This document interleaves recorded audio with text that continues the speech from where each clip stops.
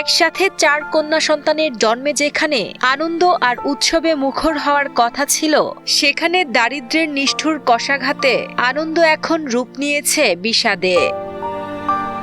মসজিদের মুয়াজ্জিন হয়েও 4 নবজাতকের আহার জোগাতে বাবাকে ধরতে হয়েছে ভ্যানের হ্যান্ডেল। তারপরও সন্তানদের খাবার জোগাড় করা হয়ে যাচ্ছে কষ্টসাধ্য। 10 সদস্যের বিশাল পরিবারের ঘানি টানতে গিয়ে আজ দিশেহারা অসহায় বাবা। প্রতিদিন 14 থেকে 1500 টাকা খরচ হচ্ছে, 2টা দুধ লাগে প্রতিদিন। এই হিসেবে মাসে 30-35 হাজার টাকা পড়ে। তাতে আমার স্বামী সম্ভব না, কারণ তার ইনকাম হচ্ছে মসজিদি থেকে বেতন পাই হচ্ছে 7,000 টাকা। আমি তো মসজিদে মুয়াজ্জিনি করি, সেখান থেকে 7,000 টাকা আমাকে হাদিয়া দেয়। বর্তমানে আমার বাচ্চাদের পিছনেই প্রায় 14-15 টাকা দৈনিক খরচা হয়, কিন্তু আমার ইনকাম দৈনিক 500 টাকাও না। এর ভিতর দিয়ে চলা খুব কষ্টদায়ক।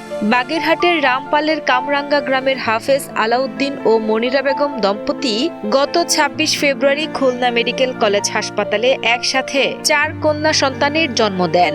আগে থেকেই তাদের 15 ও 8 বছর বয়সী আরো 2 মেয়ে রয়েছে।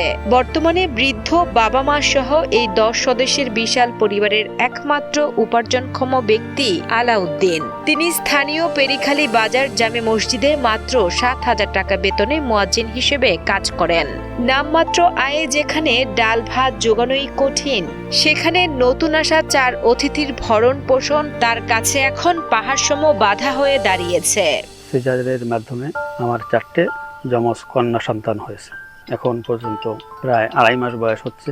বর্তমানে চলা খুব কষ্টদায়ক। 1400-1500 টাকার দুধ লাগে বাচ্চাকে, এই খরচা বহন করা তার পক্ষে সম্ভব হয়ে দাঁড়াচ্ছে না। 2.5 মাস বয়সী 4 নবজাতকের বর্তমানে প্রয়োজন অন্তত 2 কৌটা দুধ, যার বাজার মূল্য প্রায় 1500 টাকা।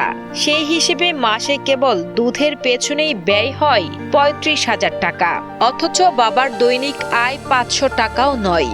সন্তানদের মুখে 1 ফোঁটা দুধ তুলে দিতে মসজিদের দায়িত্ব পালনের পর ক্লান্ত শরীরে ভ্যান চালাচ্ছেন আলাউদ্দিন।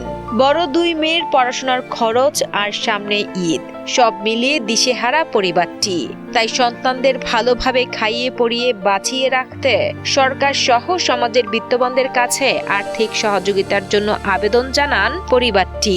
দুধ কিনে খাওয়াইতে হয়। বর্তমানে প্রায় 2 প্যাকেটের মতো দুধ লাগে, প্রায় 1300 টাকার মতো দৈনিক দুধ লাগে। আর ওষুধ অন্য কিছু দিয়ে প্রায় 1500 টাকার মতো খরচা হয়। প্রতিদিন 1400-1500 টাকার দুধ কেনা লাগে। আর 2টা মেয়ে আছে, তাদের মাদ্রাসায় খরচা দিতে হয়, নিজেদের খাওয়া খরচ আছে।